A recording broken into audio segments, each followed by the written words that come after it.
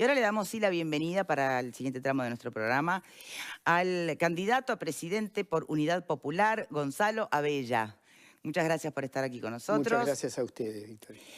Para hacer una mínima introducción y por donde me gustaría que llegáramos a profundizar en el debate, uno muchas veces advierte a través de la representación parlamentaria de Unidad Popular en temas que hacen a la actualidad nacional, que pareciera alinearse con la oposición en muchos temas, ¿no? Entonces, y empezamos siempre a lucubrar sobre eso, si corren por derecha o por la izquierda, a la propia izquierda. Eh, pero cuidado, porque en realidad son solo alineaciones muy en apariencia. Unidad Popular propone un modelo de país que no solo está muy lejos del que puede proponer la oposición, también está muy lejos del que propone el oficialismo. Entonces, profundicemos en ese concepto, en ese modelo de país que plantea Unidad Popular. No sé si estuve errada en el abordaje, pero me parece que es para no engañarnos, ¿no? Porque a veces se aprovecha la opinión de Unidad Popular para correr por izquierda a una decisión del gobierno y en realidad, ojo, porque no están tan alineados ni uno ni otro, ¿no? A ver, yo creo que estamos en un momento sumamente trascendente del país, donde más que jugar con las palabras, no digo que tú estés jugando, digo de que especular con las definiciones, hay que situarse en un concepto, me parece a mí, de patria o sumisión al imperio. Me refiero a que... Bueno, hablando de jugar con las palabras, a ver, ya discúlpeme, usted mete un golazo con eso, es el maestro de las palabras. A ver, pero le escuchamos, lo A escuchamos. ver, si uno observa atentamente el discurso de la oposición blanco-colorado independiente, coincide esencialmente con el discurso del oficialismo en que no hay otro camino, un país pequeño, con poca presencia internacional, que no hay otro camino que someterse al dictado del Banco Mundial, de las transnacionales, someterse en última instancia a las leyes del mercado externo. Yo observo curiosamente en los candidatos oficialistas y los de esta oposición blanca y colorada independiente, la obsesión por el mercado internacional. Somos tomadores de precios y un desconocimiento serio de las potencialidades del mercado interno. Somos menos de 4 millones de habitantes. Tenemos una tierra todavía fértil, excepto lo que ha destruido el monocultivo forestal y los transgénicos, tenemos todavía tierra fértil. Podemos salvar nuestros ríos todavía. Tenemos un caudal pesquero que si no lo entregáramos como lo entregamos con este puerto extranjero, tendríamos una potencialidad impresionante. Bienvenida la inversión extranjera, pero de igual a igual, porque si nosotros necesitamos de ellos, ellos también necesitan de nosotros. Entonces, para mí la diferencia esencial es que yo veo en todos los candidatos, tuve la oportunidad excepcional de oír a todos ahora en el 102 Congreso de la Federación Rural. Todos hablan de lo mismo, es decir, que cuestionan la mala gestión del frente, pero no cuestionan su política económica financiera. El doctor Sanguinetti dijo hace unos años atrás, lo reafirmó ahora, no tendría ningún problema en tener al contador Astori en un gobierno de mi partido. Sí, porque ha aplicado políticas económicas neoliberales. Desde el sí. punto de vista económico-financiero. Exacto. Entonces, cuando nosotros dicen la izquierda de la izquierda, no.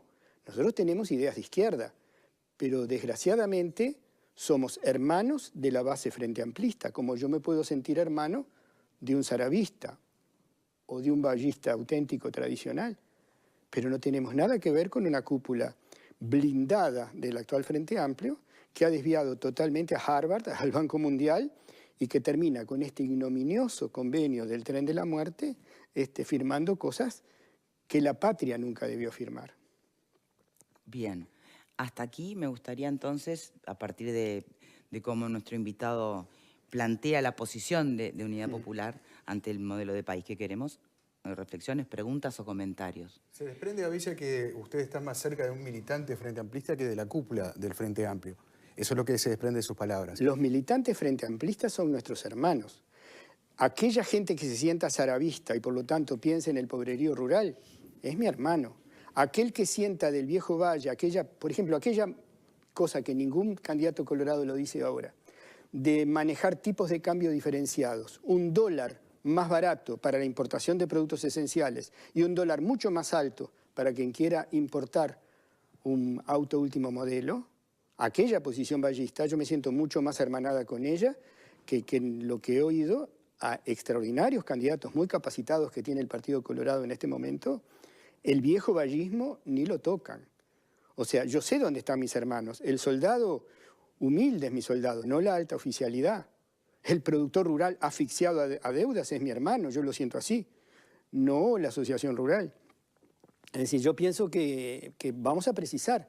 Es decir, nosotros incluso recogemos algunas tradiciones que vienen de los mejores blancos y colorados, de aquellos estadistas que, como decía Saravia en 1897 a su hermano Colorado, bajaban pobres del poder.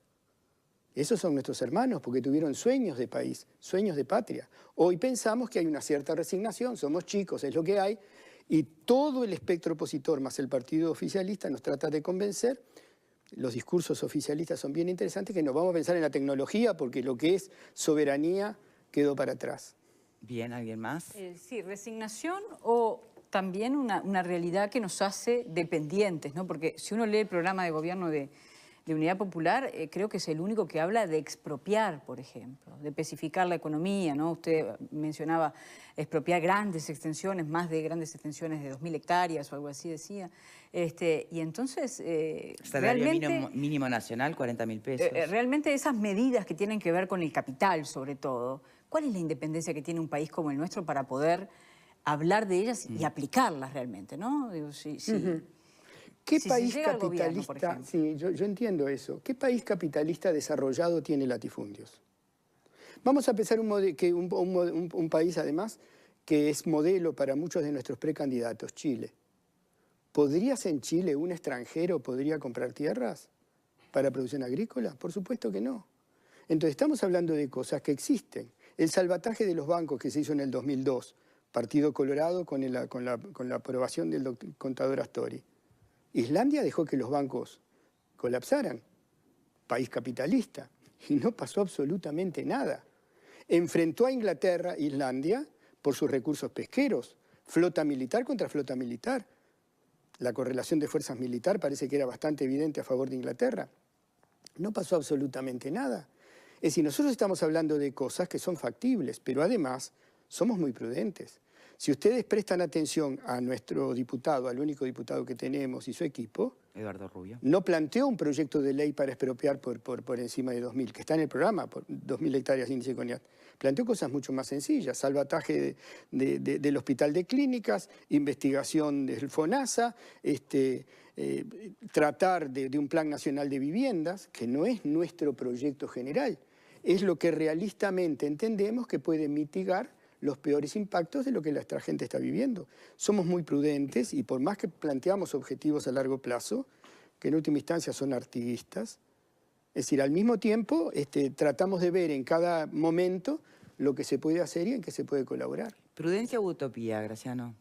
El plan que plantea el maestro Abella y la Unidad Popular en realidad se está aplicando, por ejemplo, en Venezuela, donde hay cambios diferenciales, donde hay expropiación, donde hay todas esas medidas. Y Venezuela, que es el país que tiene las mayores reservas petrolíferas del mundo, y por lo tanto es uno de los más ricos del mundo, vive una situación de miseria, de hambre y de muerte por enfermedad como nunca antes se había conocido en América. O sea que esas ideas en realidad sí se practican y tienen esos resultados. Mi punto de vista sobre esa discrepancia que tiene con el Frente Amplio, en realidad creo que son fruto de una cuestión histórica dentro de la izquierda. Siempre en la izquierda han habido conflictos. He citado más de una ocasión mi propia experiencia como estudiante en el IABA, donde veía grupos de izquierda reventarse a cadenazos en los patios. Entonces, y eso no era una figura retórica, era realmente reventarse a cadenazos en los patios. Yo lo viví, yo lo presencié. Por lo tanto, esos pleitos en la izquierda son históricos. Por suerte ahora no se revientan a cadenazos, ahora hay discusiones más civilizadas, pero en realidad no tiene nada de nuevo. Son distintas visiones que hay, visiones que parten de un concepto utópico, en fin, que después cuando llegan a la realidad, los mismos que lo predicaban en su juventud, cuando llegan a cargo de gobierno, dan vuelta a la página porque se dan cuenta que ese no es el camino poner cambios múltiples. El país ya lo experimentó, el control de cambios. Había un dólar para cada cosa y fue un desastre. El Partido Colorado que lo aplicó tuvo su peor catástrofe electoral en el 58. Perdió por 120.000 votos por aplicar justamente ese plan. Por lo tanto, son ideas que ya se conocen, cuando se aplicaron no dieron resultado y hoy por hoy no pasa para mí, por lo menos es una cosa folclórica, anecdótica, de una parte de la sociedad uruguaya, que bueno, está un poco anclada en el pasado y que yo, en fin, respeto esas ideologías, esas utopías, esas frases, yo qué sé. Me parecen pintorescas y folclóricas, pero creo que no pasa de eso. Abella, ¿se trata de luchar por una sociedad socialista, por el comunismo en esta época de la historia? ¿O se trata de tratar de ir mitigando los peores efectos del capitalismo? ¿De qué se trata en realidad? Que conste en actas que yo no hablé de Venezuela, hablé de Chile y de Islandia.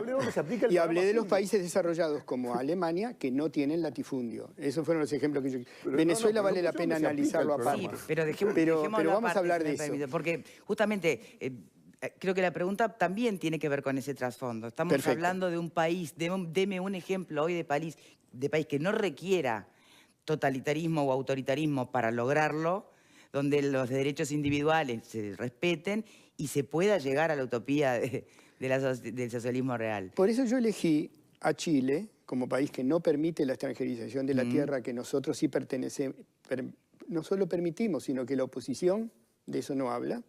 Por eso yo elegí a Islandia y por eso yo elegí a Alemania como ejemplo de que se puede erradicar el latifundio sin comunismo. Bueno, por eso pregunto, Bueno, ahí está. pero yo me refiero, ¿cuál es el objetivo de la Unidad Popular? Si uno lee la Unidad Popular, lo que es la izquierda clásica, el concepto de socialismo, que es la socialización de los medios de producción, Sí. eso no está en nuestro programa.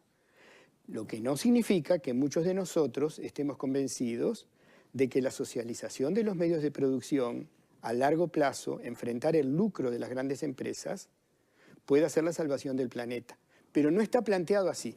Lo que está planteado en el programa de la Unidad Popular son medidas de romper las coyundas de sometimiento internacional, de apoyar la industria nacional, que nadie habla de socializarla, incluso la industria nacional privada apoyarla, y frenar la injerencia insolente de las transnacionales que están decidiendo hasta qué va a ser la currícula de nuestras universidades técnicas. Bien. Entonces, mitigar los peores impactos del capitalismo, ese sería nuestro objetivo, y avanzar en un terreno que podríamos llamar, o clásicamente se llamaba de liberación nacional, de soberanía, pero no es un programa socialista.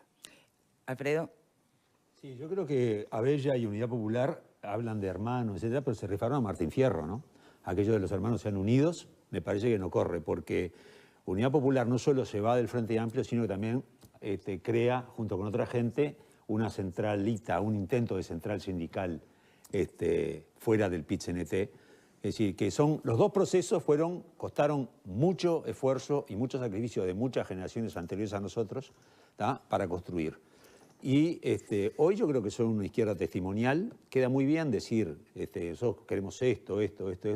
Creo que en muchos casos son funcionales a la derecha, ¿tá? Y que en definitiva yo creo que aportan menos de lo que contribuyen a ese proyecto de liberación nacional que plantean, etcétera. Me parece que le están errando el camino. Es decir, y creo que la gente hoy por hoy los ve como eso, un grupo muy cerrado, con planteos que no son realistas, ¿tá? Y por supuesto que el Frente ha errado en pila de cosas, ¿no? Creo que algunas críticas, debemos ser más críticos nosotros que ellos con respecto al Frente, pero me parece que están, quedándose en eso, un grupo testimonial, ¿tá? De puros que en definitiva no cambian la realidad. ¿Cómo lo ves tú, Virginia? Bueno, el discurso que se escucha es muy parecido al que se escuchaba por parte del Frente Amplio antes de asumir el gobierno. Esas utopías y después, bueno, la realidad llevó a que el partido de gobierno, cuando gobierna, se da cuenta que muchas de las cosas que predica en el discurso tiene que bajarlas a tierra porque hay que gobernar para todos, no para sus utopías. Lo que sí es que a mí me cuesta un poco ver la hermandad o el parecido con una persona que se considera ballista desde el discurso de un partido que cree que en Venezuela no se violan derechos humanos, como lo he leído en una nota de prensa, o como que en Venezuela todo lo que está pasando es culpa de Estados Unidos por su intervención y por el imperialismo, y que no se hace, no se le adjudica ningún tipo de responsabilidad a un gobierno que es antidemocrático y que viola sistemáticamente los derechos humanos. Entonces ahí es cuando me parece que se termina, bueno, es muy lindo para la tribuna decir que uno está hermandado con el vallismo o hermandado hasta con principios que plantea todavía el partido gobierno, pero que bueno, cuando uno rasca un poco, en realidad es más parecido a otra cosa que al vallismo. ¿Qué opina? En primer lugar, sobre la central sindical paralela, dentro de la Unidad Popular hay una convergencia de preocupación común contra alguna gente de la cúpula del actual PCNT que son más frente amplistas que independencia de clase.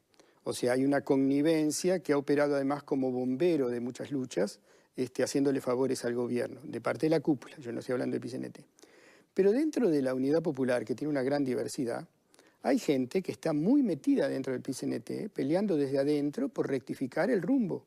Y hay otra gente que intentó por fuera una coordinación de algunos gremios, todavía pequeños, para plantear algunas acciones más de avanzada. Pero como Unidad Popular no es cierto, no tenemos una definición de formar una central paralela, no lo vas a encontrar. Yo te desafío a que fraternamente, a que busques algún documento de la Unidad Popular que diga que estamos... ¿Los actos del 1 de mayo paralelos no son intentos de divisionismo? A ver, ejemplo, no, digo, yo por ejemplo, que voy a la marcha del 20 de mayo y me fumo la dirección Frente Amplista, que podría haber hecho mucho más por derechos humanos, no voy al acto oficial del 1 de mayo, porque una cosa es apoyar la lucha dentro de los gremios y otra hacer una conmemoración de la lucha de la clase obrera con los patrones y los explotadores. Es decir, pienso que ese acto oficialista de la cúpula del PCNT desvirtúa la esencia clasista del acto del 1 de mayo. Es una opinión personal. Muchos compañeros de la Unidad Popular van a ese acto también, ¿eh? O sea que yo no le veo que atribuyas a la Unidad Popular porque generás el sofisma de confundir la parte con el todo. Pero me interesa más lo que tú decís de Venezuela. En la Unidad Popular lo que vas a ver en el programa y en la plataforma electoral, que es su resumen, es la condena a toda agresión, pero no juzgar si Maduro actúa bien o actúa mal. Es decir, ¿por qué? Porque lo que plantea la Unidad Popular, y a veces nos han desvirtuado esto, y es muy importante, es que nosotros, si hay un Estado agresor y un Estado agredido, la neutralidad es complicidad. Y nosotros condenamos a Trump, condenamos a Bolsonaro, que quiere invadir a Venezuela, no sé qué le hizo Venezuela a Brasil. Condenamos a Colombia, que es un Estado fascista, donde muere un activista social por día y nadie se ocupa de eso. Parece que eso no es violación de derechos humanos. Condenamos a Colombia no porque mate uno por día, que nos duele, sino porque piensa agredir sin ninguna razón, y sobre todo al demente de Trump.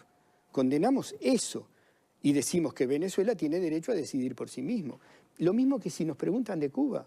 Nosotros no juzgamos al gobierno de Díaz-Canel ni al gobierno de Raúl Castro. Nosotros decimos que estamos en contra del bloqueo y que estamos en contra de la base de Guantánamo. Insolentemente, parece que eso no hiere los derechos humanos, mantenida como cámara de torturas por el imperialismo norteamericano en territorio cubano. De eso nadie habla. O de la miseria de El Salvador, o de que muere un periodista por cada 3 días en México, nadie habla. La violación de derechos humanos es en Venezuela porque tiene petróleo. Entonces nosotros no juzgamos, no vas a ver una palabra diciendo que ha acertado Maduro en la creación de las milicias, que ha acertado Maduro ni en contra. Claro. Nosotros lo que planteamos es simplemente que ante todo hay estados agresores y estados agredidos. Todo esto de que hizo el satélite norteamericano, meterle el virus para colapsar, o por ejemplo, todo el sistema eléctrico de Venezuela, o por ejemplo, cosa que está más que probada porque lo dijo Pompeo, es decir, que como la tecnología para extraer petróleo en Venezuela es norteamericana, no le dan repuestos, no puede sacar petróleo, y todas las reservas que Venezuela tenía en el exterior, arbitrariamente, como verdaderos ladrones, se las quedó Estados Unidos con sus bancos, y Venezuela no puede ni comprar medicamentos, mientras lo desabastecen por adentro. Ahora, Maduro pudo actuar mejor, problema de los venezolanos. Yo digo que acá hay un agresor y hay un agredido, y estamos con el agredido, sin medir cuentas, de la misma manera que en la Guerra de las Malvinas, por más que hubiera sido una dictadura, hubiéramos estado contra los ingleses. No, perdón, solo una cosa, Victoria, tal vez yo no me expresé bien, yo entendí perfectamente que esa justamente es la postura que ustedes plantean. Lo que a mí me resulta difícil de comprender, o que no comparto, es que jamás se puede sentir hermanado con un vallista que es humanista por naturaleza y que ama la libertad y que tiene que condenar cualquier régimen antidemocrático. Qué gracioso. Esa es lo que le estaba diciendo. Porque tenemos en las filas de la Unidad Popular tenemos precisamente un partido humanista que se define como seguidor de Gandhi. Ahora, ¿yo qué defiendo del viejo vallismo? Por ejemplo, el otro día oía a los candidatos actuales del Partido Colorado condenar las ocupaciones de empresa. Y hay una frase de Valle que yo encontré de casualidad de 1896, donde José Valle y Ordóñez dice: simpatizo con las huelgas que hostilizan al empleador. Por fin los débiles, después de clamar por justicia, le exigen. Y yo también lo digo de un sarabista. Son sarabistas los actuales dirigentes del Partido Nacional que condenan la ocupación de las empresas, cuando lo que quieren los obreros es salvar las máquinas, cuando lo que necesitan los obreros es que un gringo no se lleve las máquinas y le desmantele la empresa, porque su trabajo, que es su vida, eso es una ocupación. Aparicio Saravia en 1897, lo repite en 1904, la insurrección es el recurso de los oprimidos. ¿Cómo un saravista piensa que puede haber insurrección si trata de los oprimidos del campo y no puede haber ocupación de fábrica de trabajadores que no están peleando por socializar la fábrica, están peleando porque sobreviva la empresa privada que les da trabajo? Entonces a mí me parece muy loco, pero yo me siento vallista, me siento saravista, me siento leandrista, de repente no de Oribe, pero me siento profundamente leandrista y de izquierda. Alejandro. Bueno, me apoyo en esto último, Gonzalo, que decís, porque si de alguna manera, por decirlo así en términos electorales, el público cautivo son los saravistas, los vallistas, los frente amplistas, los hermanos, ¿no? Usando tu palabra, tus propias expresiones, da la sensación que la Unidad Popular tiene mucho de dónde crecer, ¿no es cierto? Y no obstante ello, hace rato que no crece, ¿verdad? ¿Y dónde desde la perspectiva de la lectura política podrías decir que está el desencuentro? ¿En mayorías, en la ceguera de las mayorías o en la lucidez de las minorías? Y por si no tengo otra chance, ya pregunto, en noviembre si van a votar al candidato del Partido Nacional o al candidato del Frente Amplio. Acá no hay lucidez ni ceguera. Si tú recordás cómo nació la izquierda, era una minoría ínfima. Yo, digo, privilegios de la edad, un año antes de que naciera el Frente Amplio, en Florida me escupieron. ¿Y sabes quién me escupió? No me escupió un oligarca. Me escupió un tambero. Y dice: ah, comunista, venga a pelear con un criollo. O sea que eso de las minorías y las mayorías, bueno, por suerte la democracia plantea cada 5 años la posibilidad de enmendar nuestros errores. Alguna vez los alemanes votaron a Hitler y después se dieron cuenta que había sido un trágico error. O sea que lo de mayorías y minorías no es un elemento esencial en esto. Yo lo que me refiero es que vos, cuando tenés una convicción de que algo importa y vale la pena, lo defendés aunque seas minoría, pero con profundo respeto. Mirá que yo oigo con muchísima atención a los demás precandidatos y a todas las posturas. Es más, a mí me gustaría que en medios como este se dieran más polémicas, pero no candidato a presidente con candidato a presidente, candidato a presidente con candidato a edil, con candidato, es decir, dos seres humanos con ideas diferentes que confrontan, como lo hacen ustedes con altura, pero hacerlo directamente con otro candidato. Falta la respuesta a quién vota en noviembre. En noviembre. Sí.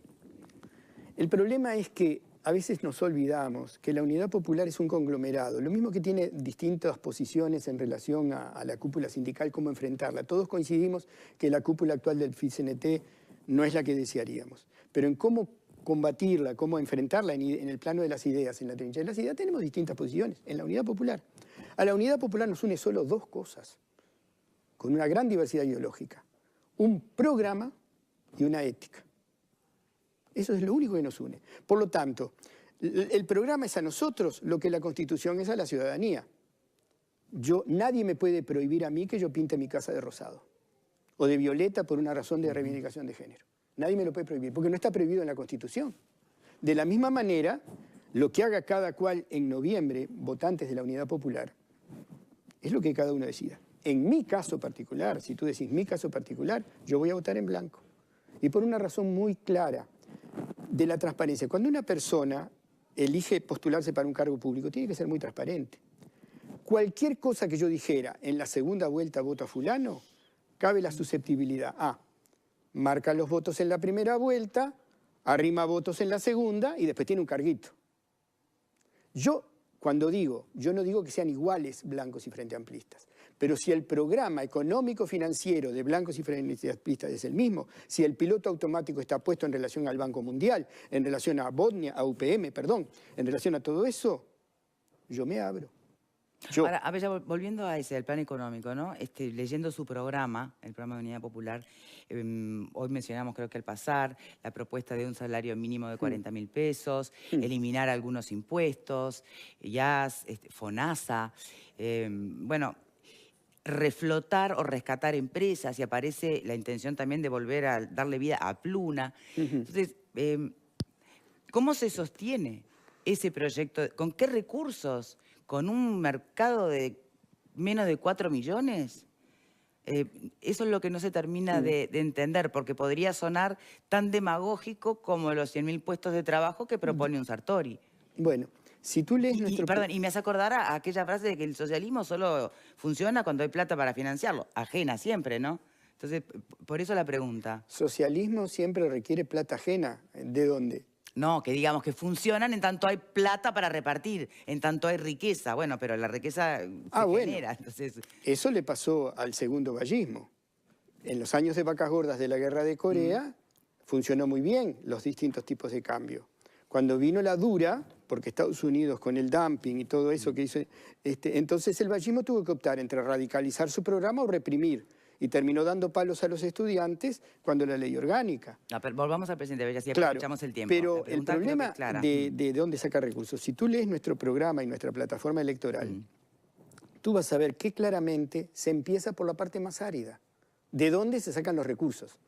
Porque todo el mundo dice, hay que aliviar la carga impositiva del pequeño productor rural, del pequeño comerciante urbano. Estamos todos de acuerdo, pero ¿de dónde sacar los recursos? Y ahí es donde la Unidad Popular se diferencia totalmente de los demás. Los demás dicen, bueno, no hay otra que más inversión extranjera. Y nosotros decimos, no hay más que gravar el privilegio. Es decir, nosotros queremos restaurar el IMABA, el impuesto a la banca privada, fuerte impuesto a las redes privadas de cobranza, donde termino muriendo hasta por la tercerización que hizo el Frente, hasta para renovar mi cédula de identidad, auditoría de la deuda externa, no pagar, no decimos no pagar, pero auditoría de la deuda externa y monitoreo, porque ¿qué pasa? Estamos generando deuda externa, por ejemplo, con molinos eólicos, con los parques eólicos. El Estado se compromete a pagar un precio de oro por esa energía, que es baratísima, pero un precio de oro. El Banco República le da el 80% de la inversión inicial, y muchos de ellos son deudores contumaces de otro rubro. Entonces, esa deuda externa, que a veces no se cuenta, no la queremos pagar, no la debemos pagar y es inmoral.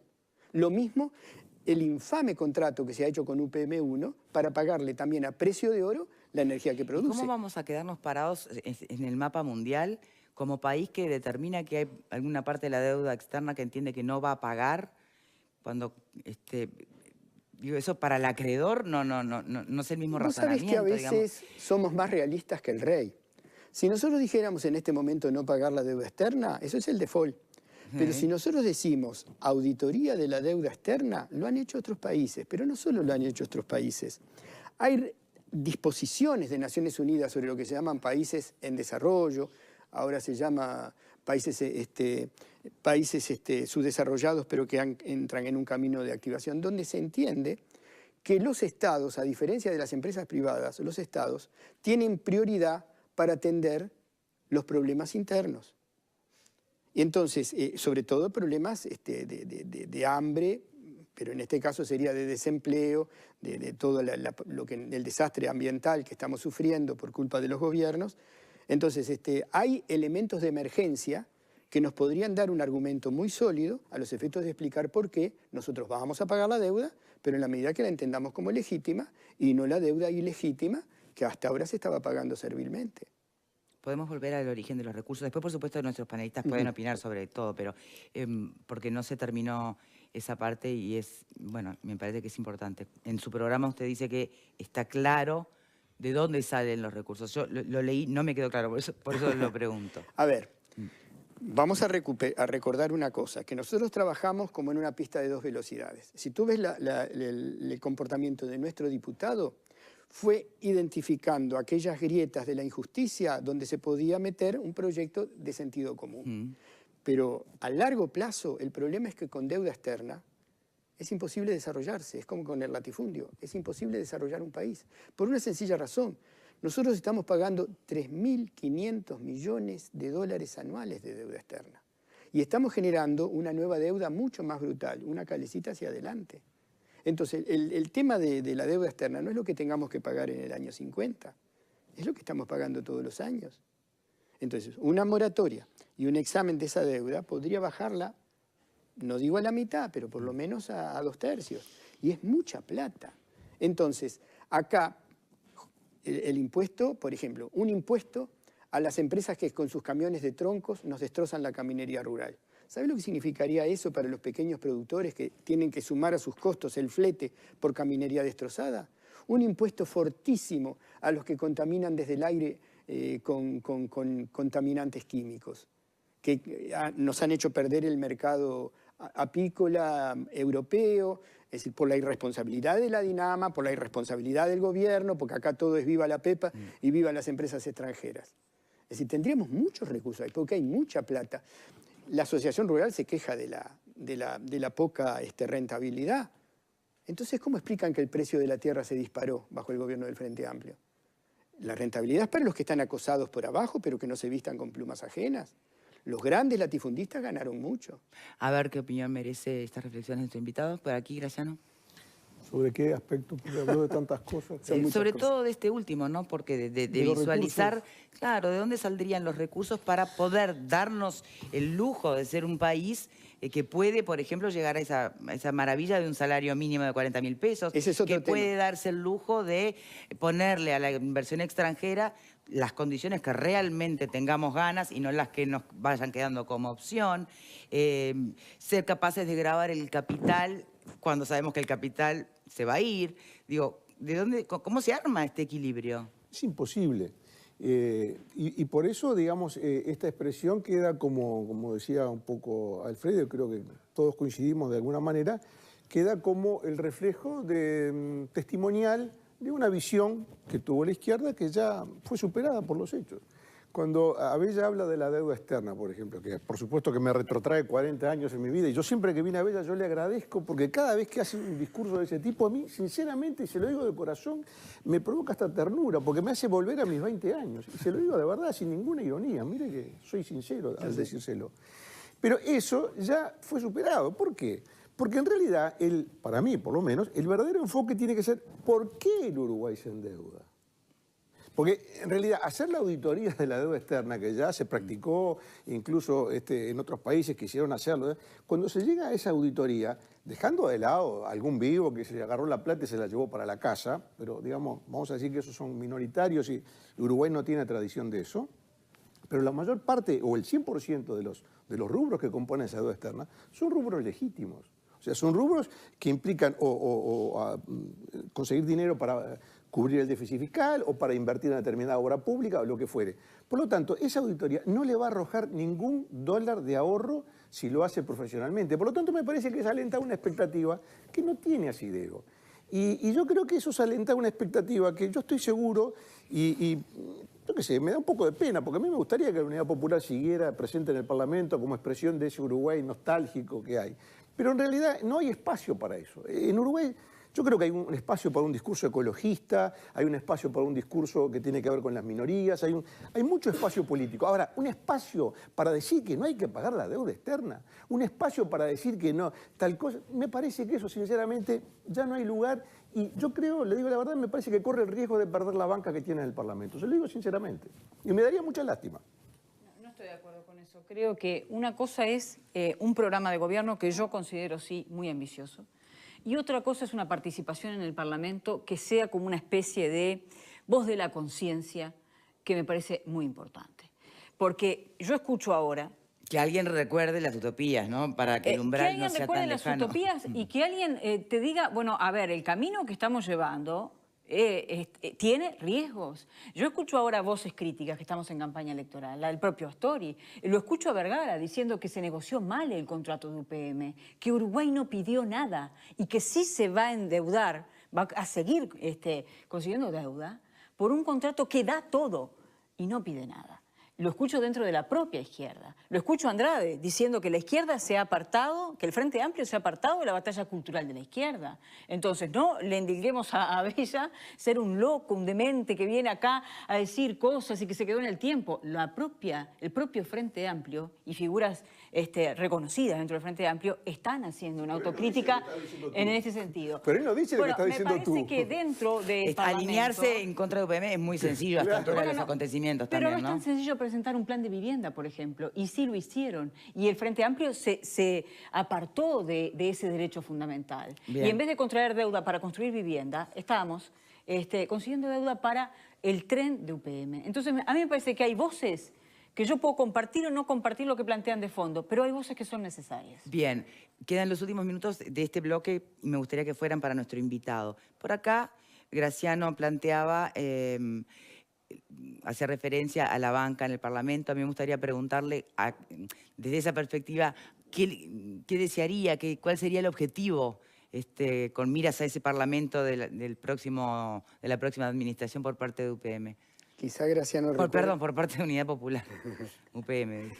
Sacarle la M. Casi, casi. Sobre una M. Me sobró una M, no sería tan grave. No, recordamos que las encuestas hace 5 años no existíamos, nos daban 0. Y sacamos un diputado. Ahora las encuestas nos dan fijo un 1, nosotros queremos estar en el 3, pero no es lo esencial. Si nosotros por defender ciertos principios perdemos la banca, bien perdida está. Bueno, pero ¿no es acaso un lugar, el Parlamento, desde donde se puede mantener la voz firme? Para nosotros es importantísima la tribuna parlamentaria y creo que nuestro diputado mostró claramente las cosas que se podían hacer siendo minoría, incluso siendo uno, que logró cierto impacto. Yo no me refiero a eso, me refiero a que para nosotros lo más importante no es la carrera electoral. Lo más importante, nuestro objetivo como Unidad Popular es instalar en el corazón de los orientales que otro camino es posible. Y yo le agradezco a Graciano una cosa que ya hace años lo viene diciendo el Banco Mundial. Muchachos, no hay problema con el tema de género, no hay problema con el tema de las minorías, no hay problema con el matrimonio gay, mientras no se toquen los sagrados derechos de la propiedad, que es lo que Graciano dice que es lo anticuado. Pero precisamente es el futuro, porque la humanidad... ¿Abolir la propiedad privada es el futuro? Abolir el lucro de las grandes transnacionales, no la propiedad privada de la persona que produce en su predio. Abolir la propiedad de las grandes propiedades, porque mientras el lucro rija, podrá haber todos los acuerdos mundiales sobre cambio climático, pero si yo tengo una empresa que yo sé que si le pongo un filtro, protejo el medio ambiente, pero el rival no lo hace, yo pierdo competitividad. Mientras las empresas sean dueñas del Banco Mundial, de los grandes destinos del planeta, colapsa el planeta.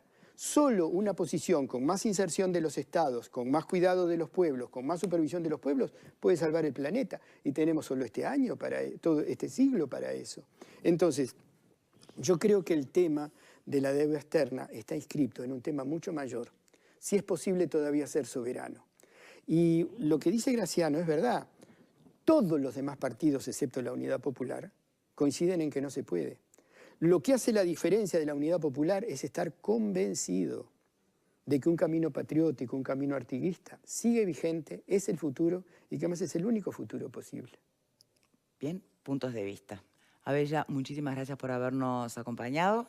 Nosotros vamos a hacer la última pausa. Cuando regresemos, por supuesto, reflexiones finales de nuestros invitados. Gracias a todos.